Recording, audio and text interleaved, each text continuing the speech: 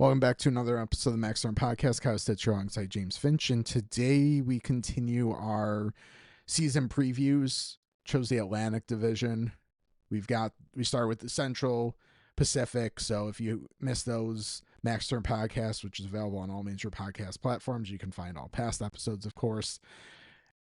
So Atlantic now, Metro will be next, and then we'll do one more season preview episode giving our division winners, playoff teams, award winners, stuff along those lines, final kind of season type predictions, and that'll come out right before the start of the regular season.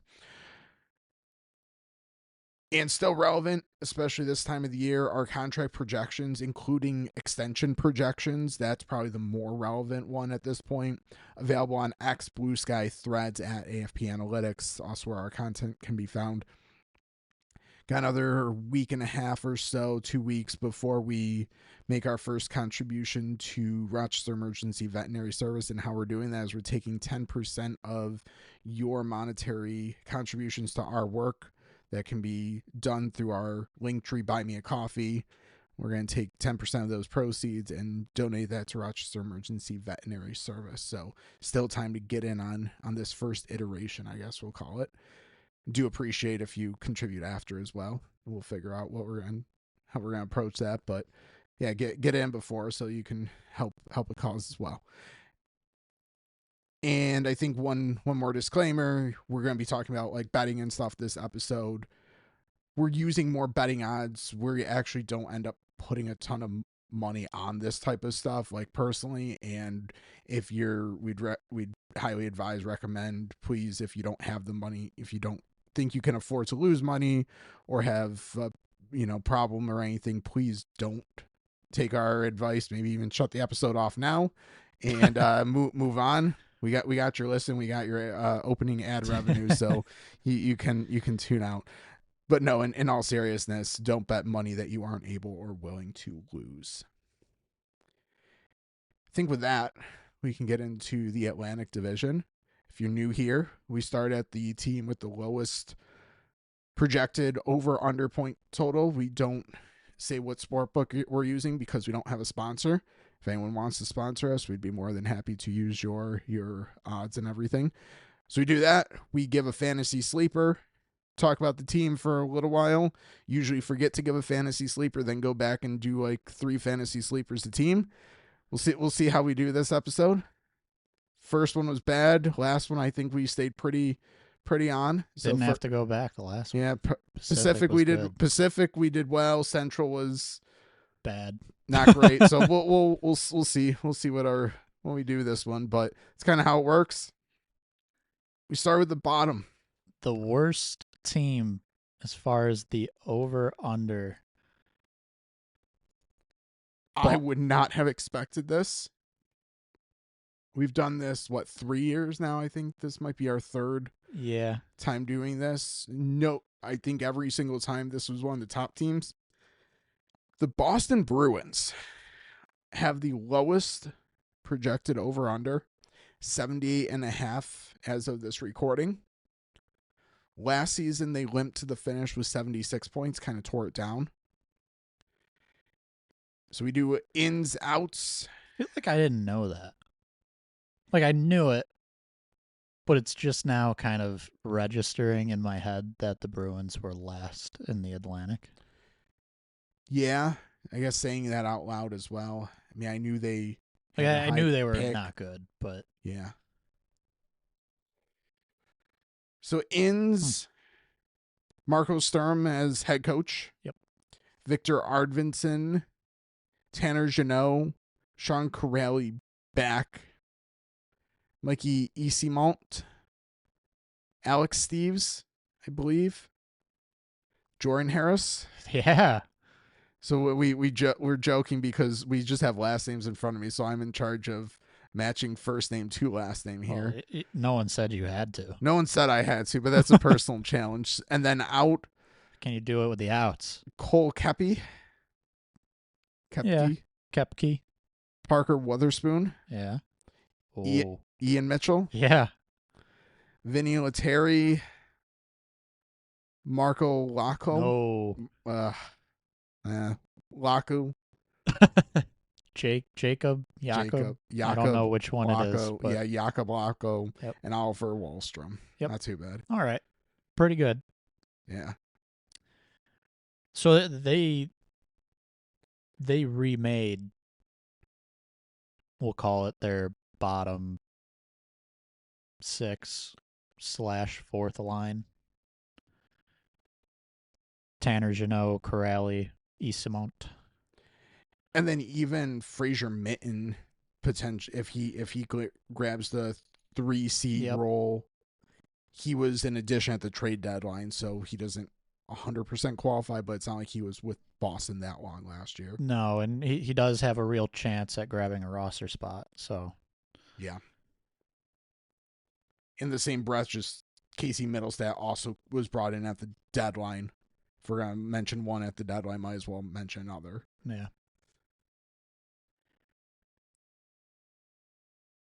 So where do you what's your read on this roster? This is tough. So I think one other thing I want to toss out there is defensively, Lindholm and McAvoy both missed a lot of time. Yeah, I was actually as you started that thought, I was pulling up Charlie McAvoy's game log on Hockey DB because I wanted to check myself. I knew he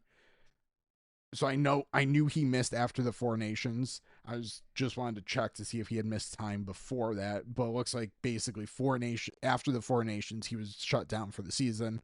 So 50 games last year. Yep. And then Lindholm, I'm pretty sure, was LTIR for a while.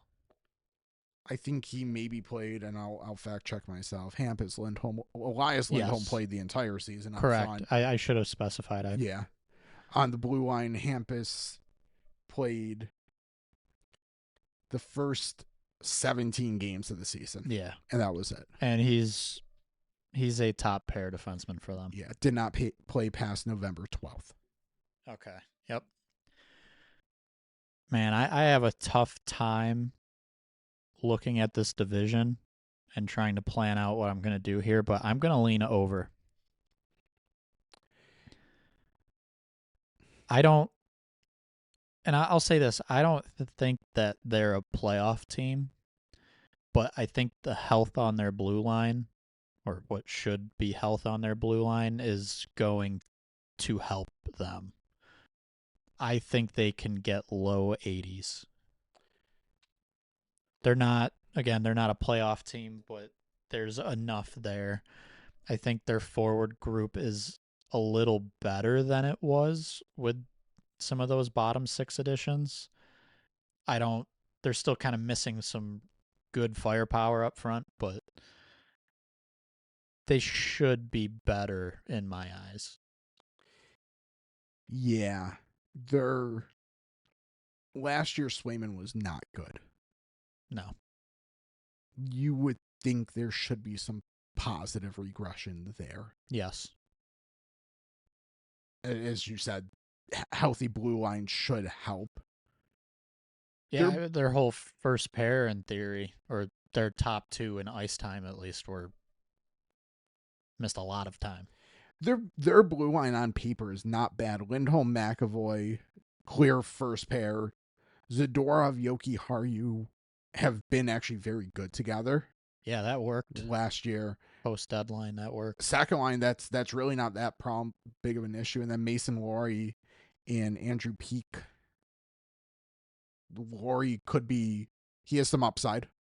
Yeah. I know some defensive question marks, but he's got some upside. Like, I think their blue line's pretty solid on paper. Their goal, you would hope for a bounce back from Swayman. Forward group's a question, as you said. It is. Pasternak will score. It's about all I got. Yeah. I was checking as we were talking to see if James Higgins had signed his ELC to see if there's any chance he's in this lineup. The answer is no. So he's probably not in this lineup. Yeah. Yeah, I guess it's just very much a team that I don't think they're as bad as they were last year. Uh, the rebounds I'm expecting, and or just players being healthy. I don't know if it's enough to put them into like the playoff conversation, but I think they can do better than 78.5. Yeah, they were they free fell the last like 2 months of the season, kind of purposely because they had made some trade outs, but also just a lot of injuries and a lot of players in the lineup that shouldn't have been in the lineup because of that. Yeah. So One thing I will say, just as kind of a keep this in mind, this is a strong division. yeah, The bad teams, if you will, in this division are getting better. And the good teams in this division are still pretty good. So there's logic to say Boston will be a better team. Watching them, they will look better. And they could not, or in theory, they could not hit the over. with that said, I'm gonna I'm still going over. I'm leaning over as Yeah. well. I think too much that's not going to just too much at the end of the season led to them finishing at 76 points. I don't think they're not that bad of a team. I also wonder if there's some sort of vibes in Sturm being the head coach I was there. gonna say that like firing Montgomery was probably a mistake. I've been trying to think who was the intern. Joe Sacco. That that was Yeah. not an inspiring hire from the start. So yeah, I wonder if Marco Sturm does come in and gets a little bit more out of players too. So Yep. I kind of like the history there too.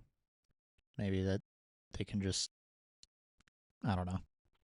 Maybe that motivates them a little bit to be a better hockey team. yeah, I them scoring goals is gonna be the concern all year. Yes. But if they can get some leads, I think they can shut things down well enough to defend. Fantasy sleeper. Fraser Minton. I'm going to go probably Mason. What it? Laurie? Laurie, I believe. That's my pick, I think. I think there's a chance, maybe not right away, but he could find himself in a favorable power play and even top 4 role. At least offensive deployment role. Yes. Yeah. Yep. I like that pick too. That would have been the other name I would have pointed to. Okay, so we're both over with Boston. That brings us to the Buffalo Sabres. Finished with 79 points last season, and the over-under is 80.5. On a 13-year playoff drought. 13? 14. 14. This would be 15 if they don't make it. Tied with the New York Jets Yep. of the NFL for the longest in professional sports. In Michael Kesselring, Josh Doan. I almost said Shane Doan there. No. In Josh Doan. In Connor Timmins. In Justin Danforth. Alex Lyon and Zach Jones. In. Out. JJ Paterka, bringing back Kesselring and Doan. Connor Clifton, that Timmins trade. Sam Lafferty, kind of a roster spot dump. JBD, Jacob Bernard Docker, was not qualified. James Reimer, and yeah, we'll just leave it there. Did James Reimer? I mean, James Rochester Reimer's, Americans, that's where we're from. Yeah, I know. He was good Eric for them, Brandstrom, too. yeah. Eric Brandstrom went overseas. Yeah. Reimer hasn't signed anywhere, has he? I was just. Nope. Yeah. I figured if he wanted to play another year, he probably would have been back with Buffalo. I'm not saying that would have been the smartest move for the team to do, but I just kind of feel vibes wise that's what would have happened. Anyways, this isn't a James Reimer I episode. well, hang on. I will say Alex Lyon is a good signing. Reimer was not far down the list of free agent goalies that I No. would want to sign. Yeah. So Maybe I should point out early this episode the backup goalies this year are going to be important yes, because Olympics with the schedule, so the break in the schedule, three weeks, I believe, in February. The regular season starting basically at the same time, and it's ending at basically the same time. Yet we're taking 3 weeks off, and I think each team may still also have to get a bye week. Like maybe yeah, it's like that's 4 or 5 days, I think. yeah, maybe yeah. Anyway, But I don't have a schedule in front of me to 100% look. yeah, Anyway, point is, there's going to be a lot more games played in back to back or like 3 and 4, 4 and 6 type situations. yep, Meaning, teams are going to be, a lot of teams do not historically play goalies back to back anymore. So the fact that a lot of teams are going to be in those situations more frequently means backup goalies are probably playing more this year.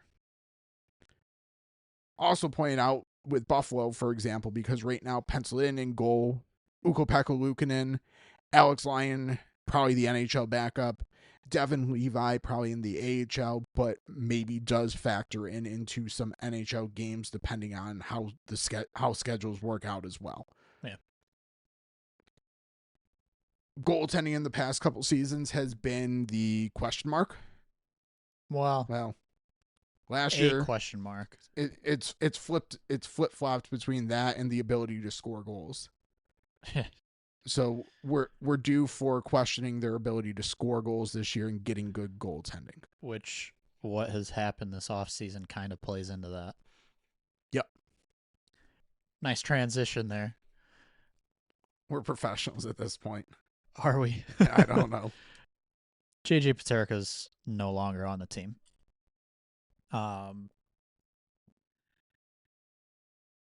Which is goal scoring out. They were able to add Kesselring and Doan. Doan will be a little lower in the lineup than Paterka was. Kesselring is hopefully a good top 4 right shot defenseman for this team. He should be an optimal partner to play with Owen Power. A lot of micro stats seem to indicate that. That's ideally where he ends up. So I guess to continue with the goal scoring thought, though, Paterka's out. One player who's not considered an addition right now, but kind of is Josh Norris. Didn't really play after he came over from Ottawa. No. A couple games. I think 2, one being the day after I think he had to fly from like Ottawa to Florida and then immediately play the next day after the after he was traded. Yeah. And I think he played a second, maybe a third. Okay. I can fact check that. Yeah, but so anyways, a big plus in his game is goal scoring. So in a way that is a goal scorer that was not really on the team, and that could make up for Paterka being gone. 3 games. Okay. 4 against Florida, had an assist against Edmonton, and scored a goal against Detroit, and then did not play another game for the rest of the season. Okay. So, goal scoring wise, Paterka out. We'll say Norris in, and you're probably breaking even, assuming Norris stays healthy. That's kind of the big caveat there. Health. Defensively, I like the group better. And it's not just Kesselring, it's also Connor Timmins, who I think is a sneaky good bottom pair guy, or at least that level of minutes. Yeah, I think the other thing that should help them this year is they should have 3 very defined pairs. So there should be the opportunity to actually build chemistry Yeah. and put players in positions of strength. Like a lot was made last year. I mean, into this offseason on Bo Byram being very, very hot and cold, depending on if he's playing with Rasmus Dahlin or not Rasmus Dahlin. There's nothing wrong with having a player that is going to play very well with your superstar defenseman. I mean, in theory, everyone should, but they together were very good. So no issues there. The problem that they kept running into is then they put those two guys together and they didn't have enough to fill out the rest of the blue line. Right. That should not be an issue anymore, and there also really shouldn't be issues or questions of who's going to play with Dahlin, who's going to play with Power. Those for the first time maybe in both of their careers, Sharpie Marker, they're Yeah. partners. Yeah. So that should help. Yeah. Up front, yeah, they lose potentially their top. Well, no. You were gonna say top goal scorer. Yeah, and then you forgot about and then I Tage remember Thompson. Tage Thompson's still on this team. And even Tuck, honestly. Yeah, that one we could be a little more debatable. Tuck's way better at hockey than Paterka. Yes. But goal scoring wise, he's pretty much right there with Paterka. Yeah. Anyways, we're not going to debate that one. Yeah. So up front, you're missing let's call it a top 6 player with an elite trait.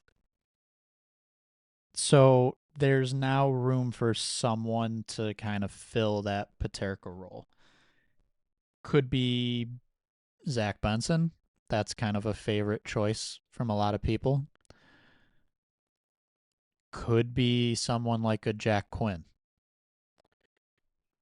So Benson, I'll point out, analytic wise, especially once promoted to play, he finished the season with Yuri Kulik and Tage Thompson, which would be probably considered the top line at the end of the season. Yeah. He was elite at driving play. So I understand, like, there's skepticism with putting a 20-year-old in that type of role and banking on that as your plan A. But there also is sample to back up that works. Yes. I would say he's a favorite for that spot. He should be. I don't know if it is his spot to lose. I don't know if he's that entrenched there, but close. He should be very close to it, yeah. You've got guys, Zuckers there, Norris, Alex Tuck, obviously. One of the interesting things, I guess, as we get to some names that might appear right now lower in the lineup, Ryan McLeod, very good as a 3C, was really good as a 2C for the Sabres last year, and even at times kind of the 1C. Whether kind of seeing where he falls into the lineup is going to be interesting to me. It's very possible he's kind of the 3C, but Kulik is going to need to kind of start strong or he could lose a little bit of time. And Norris, as I mentioned, wild card as far as injury history. So we'll see. I think McLeod's probably 3C, but a lot of potential with this team that he isn't solely the 3C all year long. Some people listening might also wonder why you haven't mentioned Tage Thompson in that same discussion, because for a while he was their 1C. It seems like at this point he's probably back as a full-time winger, try to keep him healthier, let him maybe excel a little bit more offensively. It seems like that's kind of the plan for now. So if you haven't been paying a ton of attention to Buffalo, wouldn't be a surprise. Or you tuned out halfway through last season, even if you are a fan, wouldn't blame you. Tage Thompson's probably a full-time winger again. And he was great at the end of the season there, so like I wouldn't be concerned about that, but just like if you're checking back in on the Sabres to start the season. You'll follow until they fall out of things for a month or two. Will I just be aware that you're probably not going to see Thompson playing center. You're describing my father-in-law. Every year he asks, should I watch the Sabres this year? I miss Michael Pekka. Well, they had him again, but So he should have been watching Rochester at that point. yeah. So yeah, if you tuned out or just haven't been paying attention, Tage Thompson is probably capable of playing center still. He's just more likely on the wing. But that's partly due to they have some center depth. So we'll see how that all shakes out. I will say kind of the last thing to touch on here with their forwards. Bottom six I like better. Last year we went in with Lafferty, Aube Kubel, Malenstein, Krebs. Those four were kind of the fourth line. Now it's pretty much Krebs will be in the lineup. Malenstein might see some time. Yeah, it'll be interesting how it shakes out. I think on paper he probably is the extra now that they brought in Danforth. He should be. But speaking as well to center depth, if something doesn't go well, they do have the ability, as you said. McLeod right now is penciled in third line. He could easily move up to second line, kicking a Norris or Cooley to wing or in case of injury. Krebs, you feel probably okay on the third line. Danforth slots into as the fourth line center, and you're still fine. Yeah, I guess looking at the lineup, Thompson's missed time. Norris has really missed time. Greenway, Quinn. So there's whoever is kind of the extra, he's going to play a bit this season. Yeah. Okay, so to kind of wrap the Sabres, 79 points last year, 80 and a half is the over-under. I lean over. Yeah, I was going to say my advice to your father-in-law is to tune in at the start of the season. I think they'll be. I'm not going to say they're going. We'll get to our playoff predictions. I don't know if I'm going there, but I do think they're better than 80 points. Tune in at the start, tune out mid-November. I'm gonna say maybe to the new year this year. Maybe to the new year. Also, very important to point out, Rasmus Dahlin missed 15 games last year. So the losing streak for Buffalo last year was pretty much lined right up with Dahlin not being in the lineup. Yeah.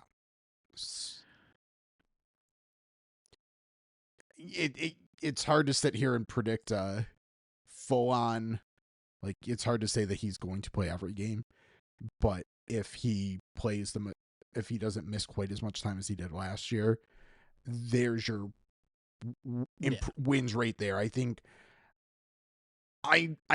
on paper, Paterka for the Kesslering Doan, yeah, you lose some goal scoring, but I don't think point wise it's really it's not a net negative. I'll say that. I think at worst it's probably same performance. So you get a few more games of healthy Rasmus Dahlin, and even after he came back, it took him a while to look healthy and comfortable. Yeah. So you get him playing at his elite level for more this season, and I think you're over. And a lot of things went wrong last year that could have went wrong. Goaltending regressed. They scored a lot of goals, but that was about it. So I think they're over. And I'm not going to say comfortably, but nothing's comfortable anymore. One more win than they got last year. Like, I think they can do that. Okay. Yep. I'm with you. So that leads us to the next team, Detroit. So we've talked Boston, Buffalo so far, said over for both of them. Detroit's the first one we're talking about where last season's points, 86, is higher than the over-under, 83.5. I'll start with out. Tarasenko, they shipped off to Minnesota. Peter Mrazek is out. Alex Lyon is out. There's two goalies out. Jeff Petrie and Tyler Mott. A couple lower of the lineup guys there.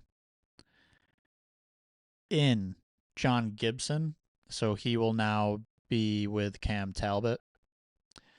Mason Appleton, JVR, James Van Riemsdyk, Travis Hamonic, Bernard Docker, and this is where Ian Mitchell went. Yeah. So really, the big thing for Detroit this offseason was they brought in John Gibson. Yeah. Which I will say Gibson Talbot is probably the best goalie tandem they've had in a while. Oh, I don't think It that's should be. As long as they both stay healthy, it should be. Yes. Well, that's sort of what I'm getting at, but that should be a real positive for them. I guess I'll say my issue here is those additions after Gibson, pretty much. A lot of kind of what we're used to seeing from Detroit. Yeah. Mason Appleton's a third line winger. JVR can really, at this point, he can play up and down the lineup. He's fine secondary scoring. Probably should be a third line winger. But yeah, exact secondary scoring. Jeff Petry's out, but then you bring in Travis Hamonic and even JBD a little bit. Like I was like, okay, younger defenseman that you could kind of give a 1 year to and see what happens. I like that way more than Travis Hamonic. Yeah, Bernard Docker showed enough in Buffalo where it was actually a little surprising they didn't extend him a qualifying offer. Mildly, I'm not. We're not going to rehash that. But in hindsight, it worked out for Buffalo. Yes, with who they were able to acquire, but still, from an asset perspective, it seemed, from the numbers we can see and what we saw watching the games, it was a little surprising. Which speaks to like that's fine for Detroit to roll the dice there. Yeah. But and I will say he should be in the lineup over Hamonic. I'm hoping Hamonic is the extra. But there's also, isn't Hall still there too? Well, I believe so. So like we'll see what happens. Detroit, I don't know. It's more of the same. They need to get better, and I guess Gibson is them getting better, we think.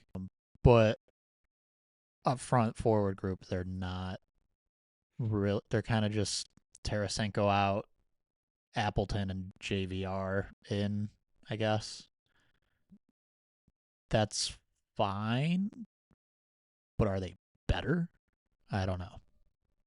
I mean, if their forward group's going to improve, I think your hope lies in Marco Kasper taking another step forward. Yeah. Which I'll just kind of get out the way. He would be my fantasy sleeper. Yeah. Yeah, that I think you could say like Edvinson if he gets power play time. Yeah. But Kasper, I think, he should get the opportunity to be 2C. He really came on towards the end of last season. Yeah, I would agree with that. And as is tradition, we forgot to give a fantasy sleeper for Buffalo. Oh, no. We were doing well. Zach Benson. Yeah. Which, if you follow the Sabres, it might still be a sleeper, but not as much. But he's not going to be high, or I assume he's likely not high on a ranking sheet. So Benson would be my pick for Buffalo. Josh Doan could be interesting if hits are a thing, because I think he's going to play minutes, and he's going to probably hit people. And there could be some scoring there. Yeah. And I'll throw one more out.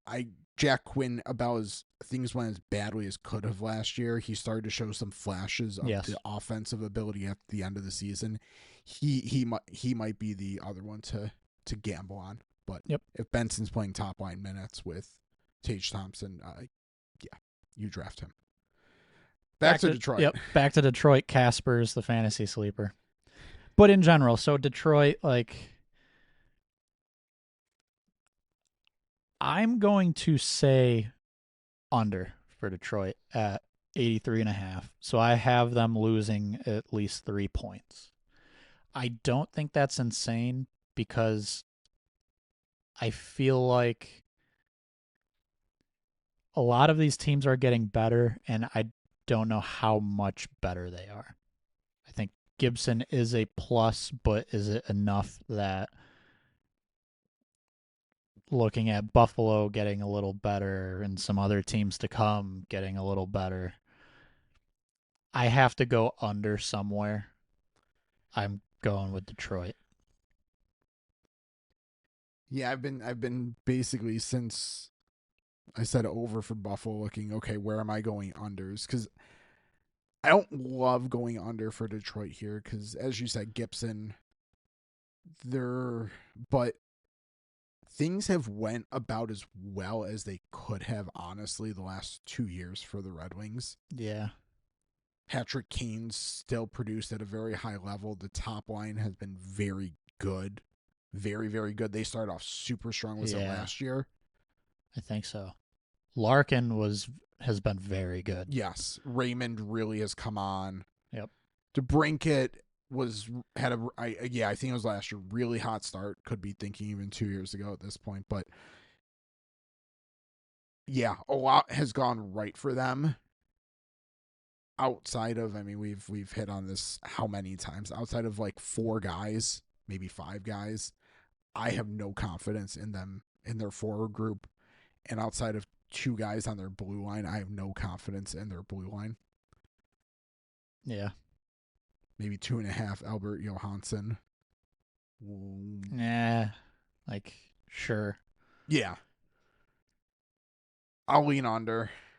I'll lean under because I think, as you said, I'm looking at a lot of these other teams that I feel more optimistic about, and I can't roll. I don't see how I can roll like six overs. Like I Yeah. have two that I'm probably leaning under on, maybe three. Detroit, I think Detroit's right around this same point total. I think they get to 80,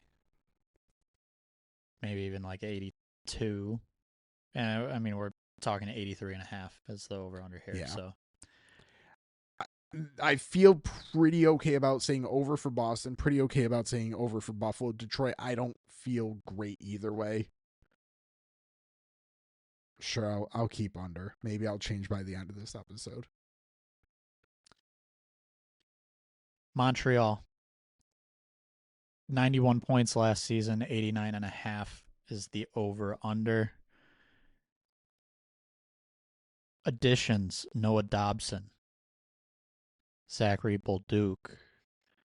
Capo Kakinen is probably an AHL goalie for them.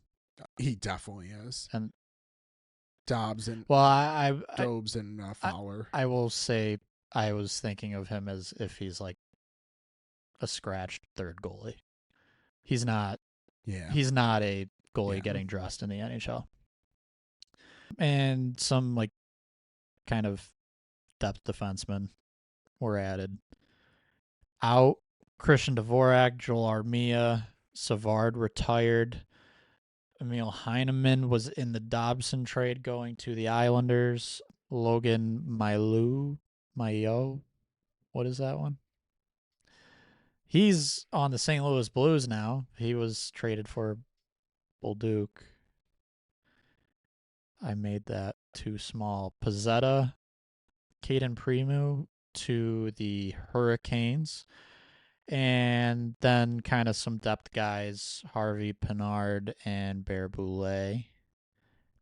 And then the Carey Price contract. Yeah. Big loss there. Oh, yeah. So to me, what screams out here is Dobson and Bolduc were added. I don't really care about a whole lot else of these ads and or the ins and outs. I guess Heineman was kind of good.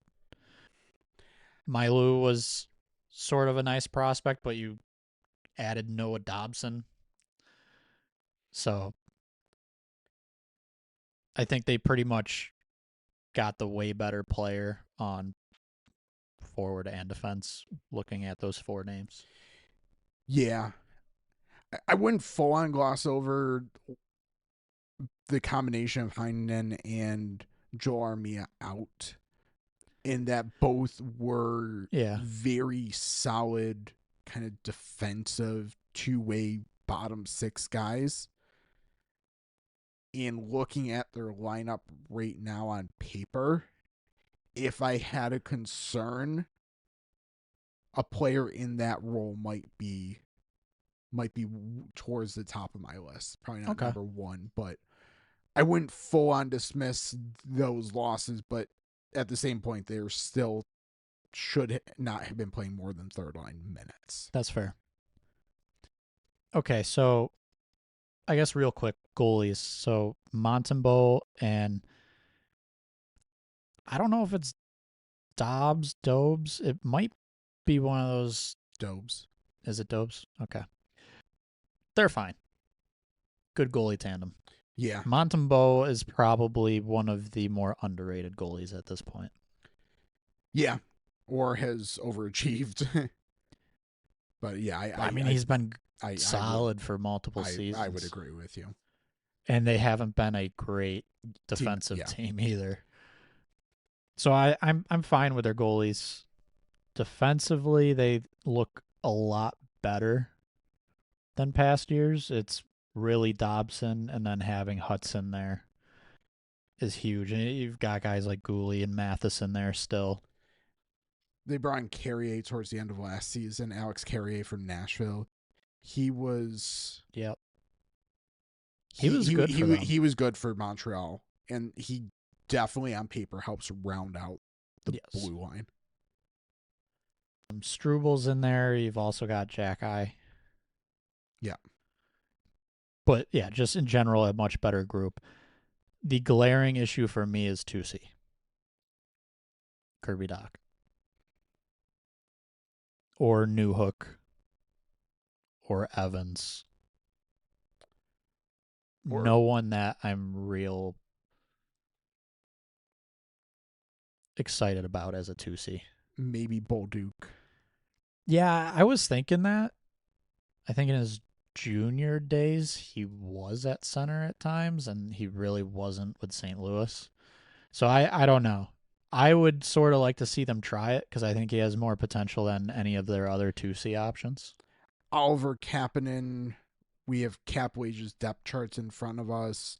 He's penciled in on the third line.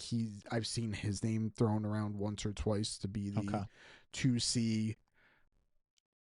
Jokingly, I'll say Patrick Laine experiment at center again.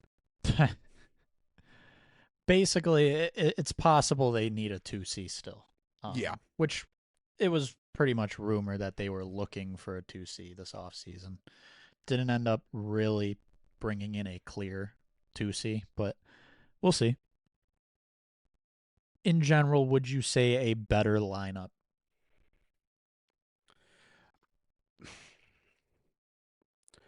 Blue line's better, for sure. Their forward group's tough. I'm going to lean towards. I'm going to stick with my point of I still have concerns on them having some level of some reliable two-way players to be able to match up a little bit more down their lineup with top lines. I see a lot of players with really good offensive potential, but I would question who's going to get the defensive responsibilities. Jake Evans, It'll be his line. Yes, him excluded, but yeah. I still have a little bit of reservations about that. Okay. I will say right now I lean over 89.5. I don't know. I was going to originally lean over, but I'm just looking at this forward group. Suzuki was phenomenal last year. Cole Caulfield was phenomenal last year. I wonder if they can repeat that level. Slavkovsky has taken steps forward. I worry a little bit about consistency still. We're assuming Demidov is good, but we've only seen a little bit of him. You highlighted 2C and then Zach Bolduc. Yeah. And then it's a bunch of, to me, question marks outside of like Evans. Yeah. But I really like their blue line now.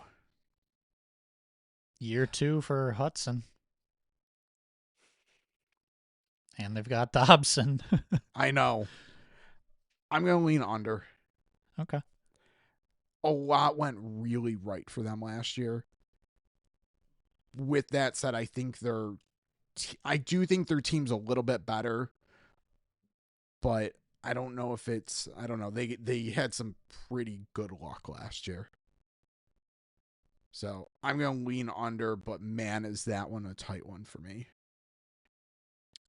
That's where I might flip my Detroit over and take some points. We'll continue on. Well, you had Detroit under. Yeah, I might flip Detroit to over by the time this episode's over. Oh, okay. We'll see. We'll see. Right. Before we move on from Montreal, Sleeper. fantasy sleeper. I think Oliver Kapanen might be the name. Okay, I'm going to say Bolduc. I think he's still enough of a sleeper. Okay. I mean, sure. Yeah. I'll stick with Oliver Kapanen. Okay. If he ends up as the 2C. Right. Yeah. Anyways. Ottawa. 97 points last year, 95.5 over under. We've got Jordan Spence in, Lars Eller in. That's pretty much it. Arthur Kaliev, I would maybe add here. Maybe. Yeah. At this point, we'll see. I'm not optimistic there. No, not a guarantee by any means. Out Anton Forsberg, the backup goalie. Adam Gaudette. 4C, Travis Hamonic. Dennis Gilbert. That's pretty much it for them. So, not a whole lot happening with Ottawa other than, I guess Lars Eller is significant enough. He's in the bottom 6 as a center, and then Jordan Spence improves their defensive group a little bit, adds a little offensive potential there as well. And honestly, that there's room in the near future for him to grab a top 4 spot, which he did not have that opportunity in LA. This is, I guess I'll lead by saying this is one I'm going to say under. Well, more disagreement. Okay. I'm pretty high on Ottawa. I like their roster a lot on paper. Okay. Their top 9 forward group. It's pretty good. They don't have the elite top end. Tim Stützle is very close, and Brady Tkachuk is very close. You're going to get some angry people. I'm aware I'm going to get some angry people on that. But they're not superstar level. They're very close. Brady Tkachuk brings a lot of good things, but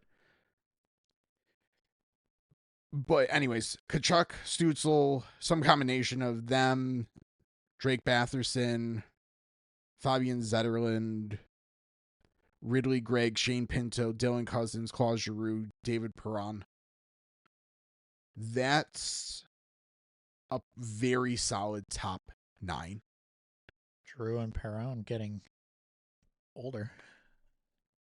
Which is why I didn't want to full on write off Kaliev, because one of those two missing some time might see Kaliev slotting into one of those spots. Because I do have that concern, especially Perron. I think's missed fairly significant time the past couple of years. So Probably should fact check that, but we'll just move on. We'll assume I'm right on that one. Yeah, I don't love their fourth. I would like Nick Cousins on their fourth line is Yeah, could be a little bit better, but like we're starting to split hairs, I guess. yeah. I guess I'll say this. I don't think that they're like going to be much worse. Points have to come from somewhere for some of these teams I'm picking the over for. Yeah, And if I'm predicting a 2 point drop one game for Ottawa, that's not saying much really about Ottawa as much as it might be saying something about Boston, Buffalo, Montreal. So even my under with Detroit, I was very much kind of they could get to 80 points and their over under was 83 and a half yeah, or even 81, 82. Like,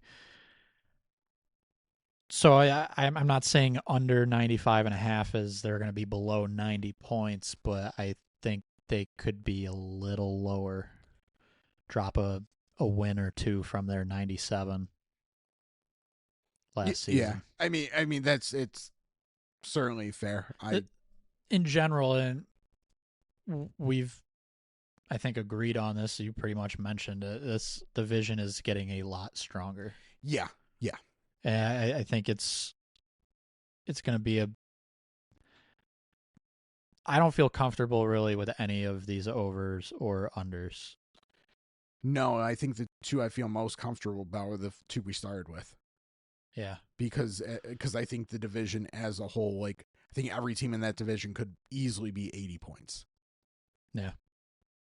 Okay, so Ottawa, I'm saying under. You're saying over. Yeah, yeah. I like their line. I just like their roster on paper a lot.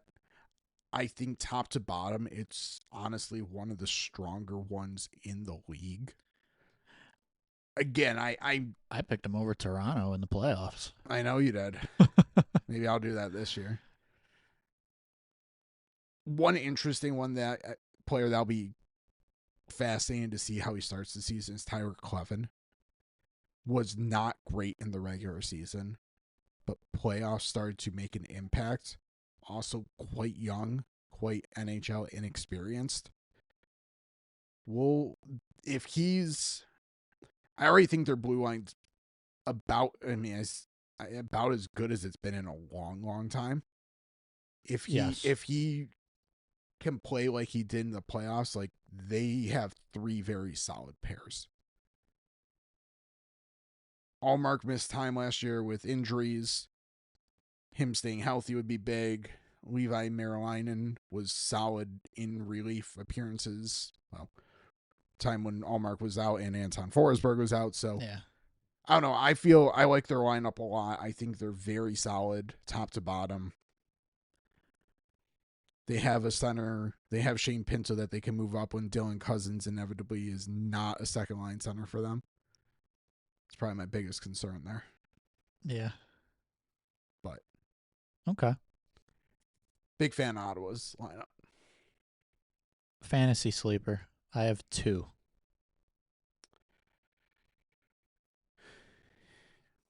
Ridley Grieg, if he counts. Okay. I might actually have three, not including him. If hits matter, Tyler Clevin could be an interesting one. Not him either. I'm not going to keep guessing. So Zetterlund, Yeah. especially if he's in the top six. Jordan Spence. And as you kind of mentioned with Olmark not being healthy last year, he has been his absolute best in his career when he's in a tandem. Yeah. You have mentioned prior episodes, this episode about this year specifically with the Olympic break. Backup goalies will matter more. I think Maryline, and if you're in a little bit of a deeper league, could be a solid sleeper pick. Shane Pinto also, I don't know how much of a sleeper, but I think there's a 50% chance that he ends up playing 2C. Yeah. Or, well, this would involve him 2C. Never mind. I was going to say Cousins plays on the wing, Yeah. and he's 2C, Yeah. and Greg is 3C. I think there's a lot of potential quote unquote sleepers on Ottawa. I think outside of the top like couple names in their lineup, like everyone knows Sanderson, everyone knows Brady Kachuk, and Team Stutzel. After that, depending on how knowledgeable your league is, Yeah. a lot of the remaining players would be perfectly suitable. Thomas Shabbat might be known too, but a lot of the forwards you're probably going to do okay because, as we laid out, top nine is pretty solid. Yep. Staying in Ontario, Toronto. 108 points last season, 99 and a half over under. Nick Waugh in, Matthias Macelli, 2Cs. I think it's Maselli, but All right. I'm not Italian. Dakota Joshua, Henry Thrun, Pizzetta, Boyd, Lettieri, kind of some fourth line depth options. They're all in. Mitch Marner out, Pontus Holmberg out, Ryan Reeves out, Matt Murray out. Alex Steves was kind of one of those fourth line depth guys. Pacioretty is not signed. Yeah, I don't know if he's officially out. Yeah, we'll see. We'll see. And then out was barely ever in. Yanni Akinpa. Did he play a game last year? I'll fact check that as you Okay. continue on. Yeah. So obviously the odds makers here, 99 and a half. They think Marner leaving is a really big deal. And it kind of is. Especially because we've talked and talked and talked about, well, you got to use Marner's money somewhere else and get the team a lot better depth wise. And in a way, they are, but I don't know if there's as much in the additions column as I would have wanted there to be, or as much like just general firepower in the additions column as I would expect. Nick Waz a good like third line 3C. Maselli same third line winger. Dakota Joshua Third line winger. Like they pretty much can have a completely new bottom six, sort of, when you factor in like the Lawton trade. Yep. I don't know, up front, their forward group, I do like it better depth wise, but it is kind of missing a top six player. Maybe even two. Maybe even two. So like it's noticeable that Marner is gone, obviously. But in that top six, like there isn't a hole, but it's like almost a hole. Yeah. Real quick fact checking Yanni Hakanpää. Yes. He played 2 games, game 18 and 19 for Toronto last year. Both of them were 4-3 wins in overtime, one at Washington and one at home against Edmonton. And that's Okay. probably way more than anyone cared to learn about Yanni Hakanpää True. performance last year. But anyways, I have legitimate concerns about their top six, Toronto's top six forward group.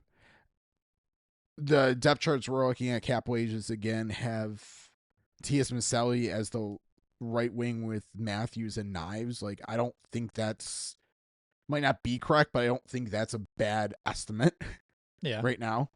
And then Max Domi with Tavares and Nylander on the second line. So I don't know if that's how that shakes out, but I also can't sit here and disagree with and be like, oh, this name should definitely be in one of those two spots. And that's asking Knives was very, very, very, very good in the playoffs last year. He was also playing with both Matthews and Marner. Now he's playing with just Matthews. John Tavares, a year older, still was very good last year. Willie Nylander's been very solid. But, like, are those players going to be enough to bring up who should be third line players to be true top six guys? I don't know if I'm there. I'm with you. Defensively, it's the same group. Yeah. Morgan Riley was a concern. I look at the names on their defense, and there's good players. There's no one that I view as elite, which in general is a concern. They might have elite defensive defensemen. Yes. But that's narrowing the category here. So I don't disagree with you. They have a lot of very good top four defensemen. Yeah.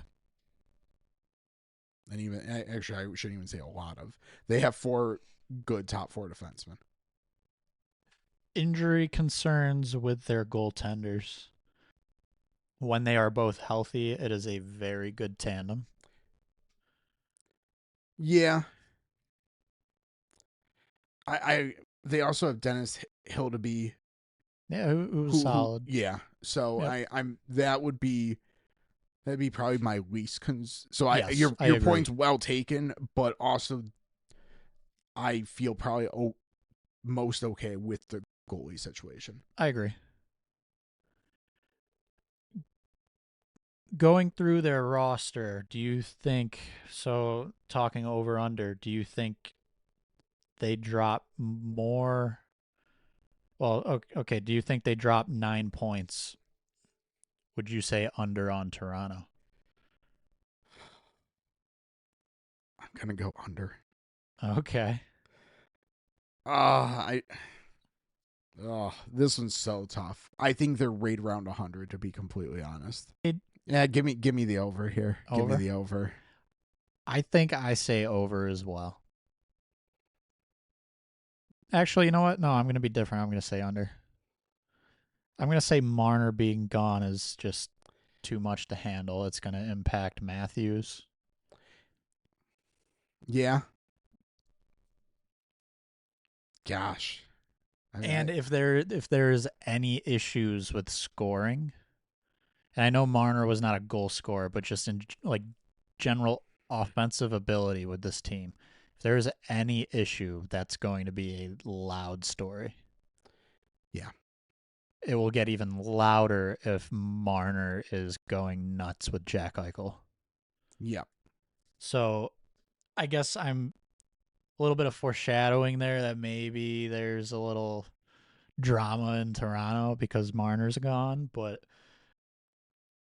I'm going to say under. That's going to be the closest thing to hot take I have for overs unders, I think, here. Give me the under. I don't know. It's going to be very close. I 100% agree with you. Right Yeah. around 100 points is probably where they end up. Yeah. Give or take like 2 or 3. Yeah. Should mention real quick, because some Toronto fan listening is probably screaming this into their computer. Brought it up before, but Easton Cowan should not be one of those penciled in for one of those top 6 slots. Maybe he takes it, but let's pump the brakes there a little bit. You could put his name into this depth chart, and I have the exact same concerns. Yeah, that we just talked about. Yeah. Just wanted to bring that up because I'm sure. Yeah. I'm sure he's thought of as a clear top 6. I would pump the brakes dramatically on that. Yep. Doesn't mean he won't end up there, but let's not anoint him there yet. Yeah. Okay, so we're both going under 99.5 for Toronto. I don't feel good about it. Yeah. That brings us to the Tampa Bay Lightning. They had the same amount of points as the Panthers last season, 102, but their over/under is lower. So, again, 102 points last season. Over/under for Tampa Bay Lightning, 102.5. So, if you were to say under, in theory, they could match last season's point total. Additions: Pontus Holmberg, Jacob Pelletier, and that's pretty much it. Of note, they added Sam O'Reilly when they traded Howard to Edmonton. Yeah, probably not playing NHL minutes this year. Yeah, good prospect, but probably not ready. Out was Howard. Nick Perbix went to Nashville in free agency, and then Atkinson and Glendening are both, I believe, unsigned still. Maybe even retired. I don't even. Yeah. I think Glendening actually might have gotten a PTO somewhere. Okay. Jeez, No NHL contract for either one of them at this Luke time. Glendening has been around forever. Yeah. I think he's like 39 or 40 now or something. He's Fact checking. I am going because yeah. I like the Holmberg and Pelletier additions. I think those are sneaky good for the bottom six and for a team that has still been very good, but every offseason I look at their depth and I'm so concerned. I like those additions. Glendening, how old is he? He's only 36 years old. Okay. No, I mean not that that's young. Do you have like his stats? When was his first season? PTO, I think with New Jersey. He has been in the NHL since 2013. Okay. I would have thought a little earlier than that. But I guess that makes some sense. Yeah, I thought he 2013 is longer ago than I think it is. Yeah, I thought he was. I thought he was around for cup teams and when Detroit. Oh, he'd be old. That's longer ago. Well, 2000. I know 2000. What 8 and 9? I think. Yeah. Well, that would have put him at age 40. Well, yeah. Okay. 39, yeah. 40, which is what we were. Yeah. Okay. Fair. Anyway, so yeah. So in general, let's say Atkinson and Glendening out, Holmberg and Pelletier in. I like that. That's a big improvement. Yes. Pelletier might be a very sneaky. Well, actually, I think both those guys are very sneaky depth guys. Yep. Perbix was good defensively for them. I think it's okay that he's gone. It pretty much means like a Darren Radish and Lilleberg are definitely in the lineup, and Crozier, is that how you would pronounce that? Yeah, I believe so. Is kind of your seventh defenseman, which based on how they've played, I think they're actually all right with that. I could see that being an area they try and improve, like trade deadline, but they're fine. Rest of the lineup. Goalie is as it was, Vasilevsky and Johansson. Johansson. Oh yeah, Johansson. He's sorry, a Swedish guy. He is. So those two, I've always had a little bit of concern, and each year I'm going to bring it up. Vasilevsky playing too many games, and he's getting older. We'll see. I've said that every year, and they've still been a very good team every year. Yeah, I mean Johansson's he's been a fine backup. Not tremendous by any means, but like he's come on and been fine, especially for the cap hit that they're able to keep him with. I think that's the big thing is I think he's maybe outperformed his contract enough where it's been justifiable to keep him as the backup for as long as they have at this point. Tampa's tough. You didn't you felt okay about their blue line. I think they're an injury away from issues. Like needing to make a move Yeah, now. Yeah. yeah. And considering McDonough is older, Yeah. Cernak was hurt last year, Hedman has stayed surprisingly healthy. I'm pretty sure Moser's always missed some games. I have some concerns there. Yep. Forward group, I don't know where the goals are coming from after about four names. Well, I mean, But those four names are going to produce a lot of goals. Gensel, Point, Kucherov, Hagel. Correct. Sorelli will have some. Bjorkstrand will have some. Yeah. It's not great, but it's also probably the best forward group they've had in a couple of years. Yeah, and then you add in the Holmberg addition, especially. Holmberg, Pelletier. Yeah. Gergensons is still there, fourth line. Yeah. Bring Chafee, Yanni Gord's Geeky, back. Gord's back. Yep. Nick Paul's still there. Geeky will be interesting if he can take a little bit of a step and be kind of a good third line secondary scorer. Yeah. It will be interesting how some of these bottom of the lineup players shake out because Holmberg probably should be an everyday player. Pelletier doesn't have to be, but like could be. Yeah. So I was gonna say a lot more depth up front. Like there's way more options that I feel like somewhat optimistic about. I think they're more well rounded. I do still have a little. I don't know if they're going to get secondary scoring, but they're also probably not going to get caved in it. Like Right. the negatives might not be there as much, but the positives. So I don't know how that works. It's still going to be very dependent on the top firepower being the top firepower. Yes. Ugh. Are you leaning over or under? This is another tough one. I'm going to say under. The last three seasons for Tampa, 102, 98, 98. I will say I'm with you with the defense. I think they're okay to start, but it could get scary quick. You want me to say under that they matched their point total last season, pretty much.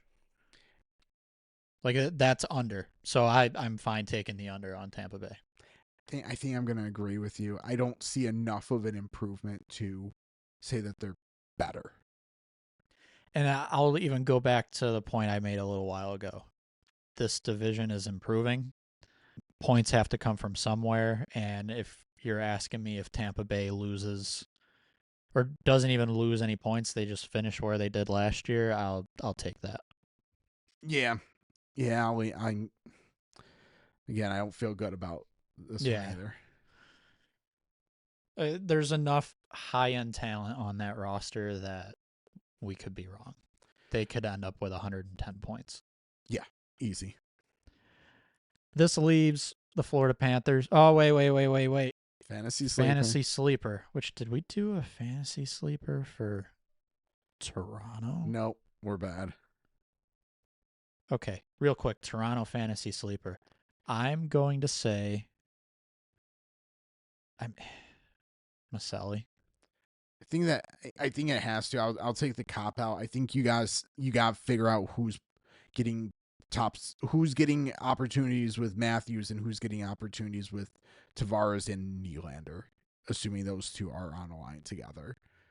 So I'll take the cop out and say who's filling out the Knives Matthew line, who's filling out the Tavares Nylander line. Those are the two players that are the sleepers. Yep. Cop out. Okay. Fantasy sleepers for the Tampa Bay Lightning. I would personally say let's look at Geeky and maybe Bjorkstrand, honestly. Bjorkstrand might be a good name here. I don't know if anyone else has like the offensive. Yeah. Johansson? Yeah, I guess like especially a bigger league or deeper bench. Yeah, get the backup goalie. But I mean, I crush Tampa Bay where it's their top guys. They need to be their top guys, and I don't see scoring elsewhere. So how can I pick a sleeper? That's fair. So, anyways, I'll go Johansson.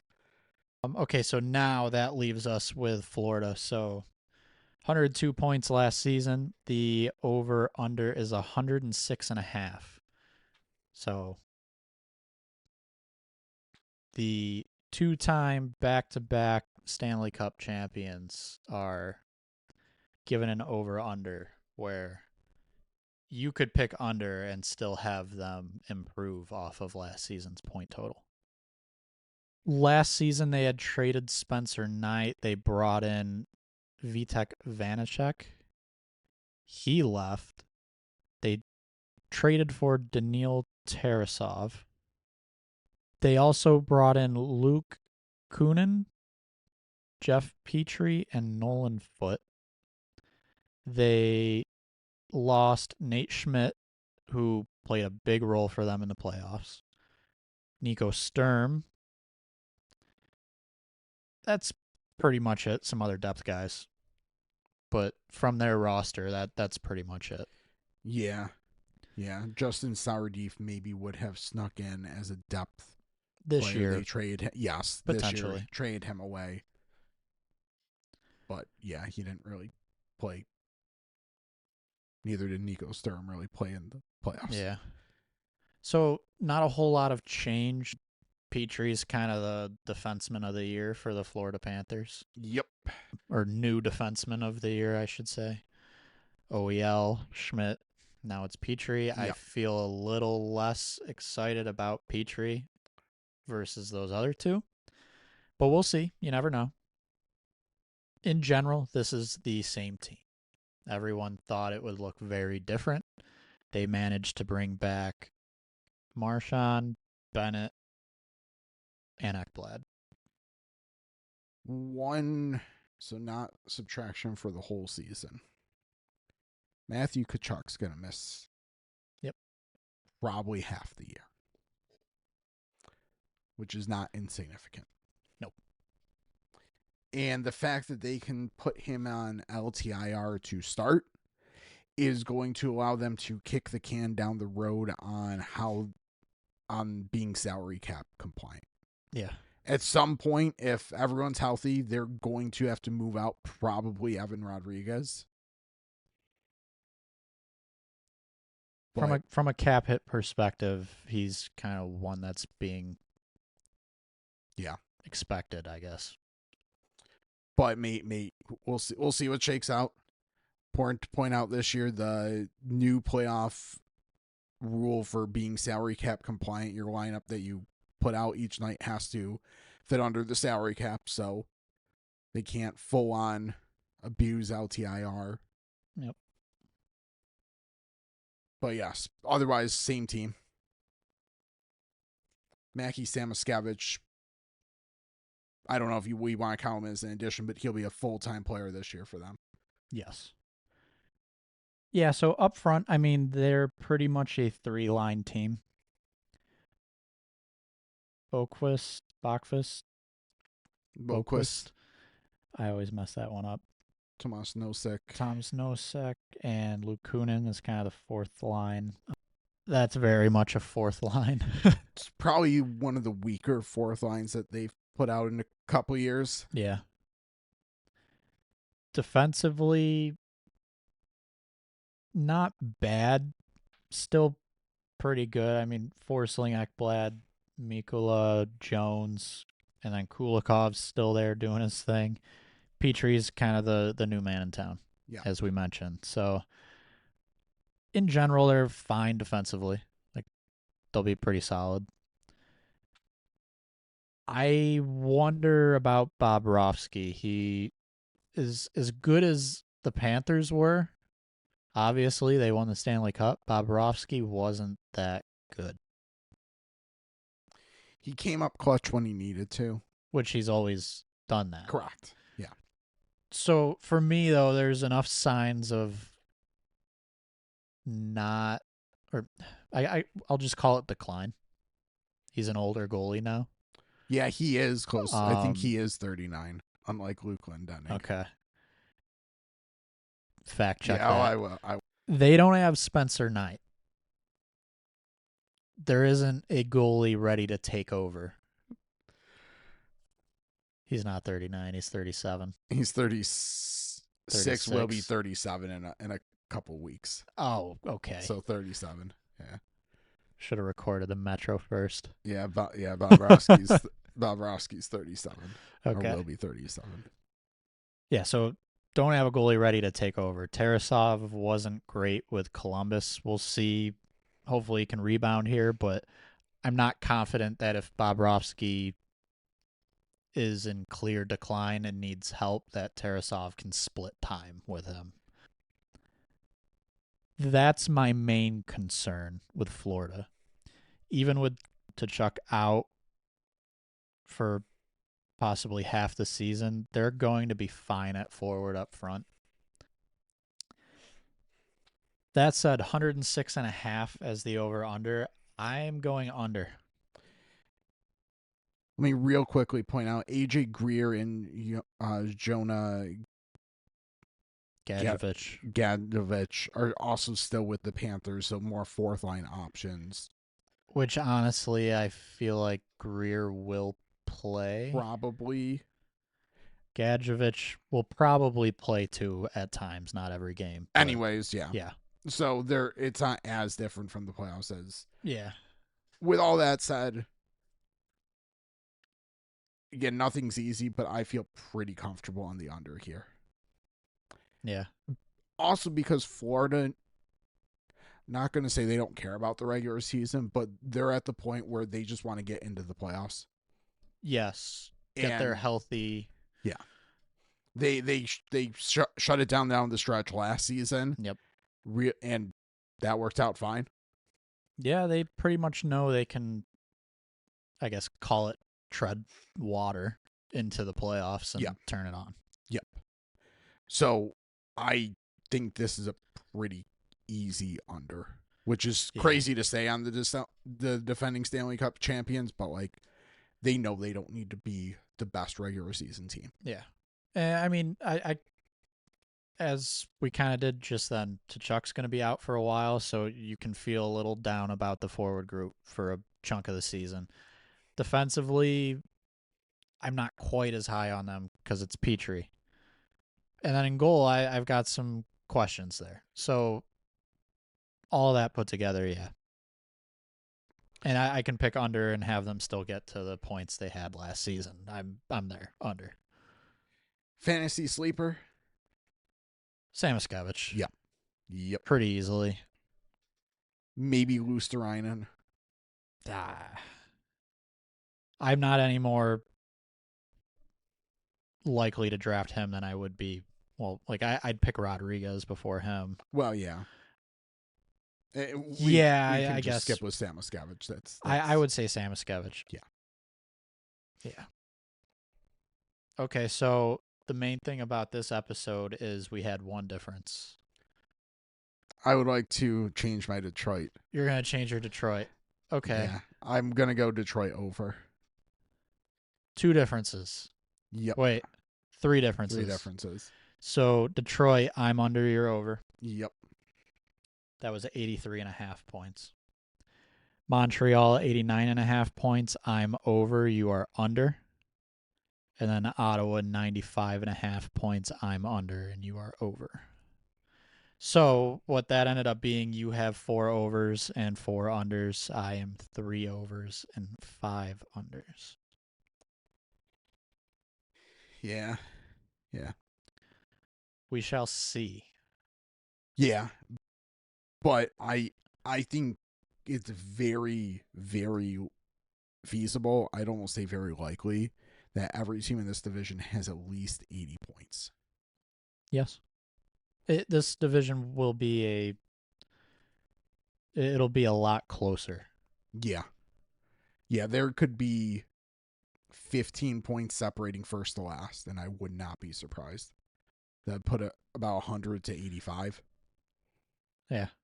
I mean, even 20 points is Yeah, not that many. like that's not far Yeah. for what you would usually see from first and eighth. Well, there you have it. I think this will be the a very interesting when we put together our kind of playoff teams and in like order finish predictions, who wins the division, and everything. This one will be an interesting discussion to come back to. Yep. But with that, we appreciate you listening. Max Stern Podcast available on all major podcast platforms. Follow our content, including our contract projections on X at AFP Analytics, Blue Sky, and Threads as well. We got one more division preview, so can catch that by subscribing or again following along. You'll know when that's posted. So we got the Metropolitan Division left. That one should be an interesting discussion, especially considering how high we just were on a lot of the Atlantic teams. So points are going to have to come from somewhere. Maybe it'll be there. Maybe just beat up each other and just all finish really middle of the road. But with that, we appreciate you listening, and we'll talk to you next time.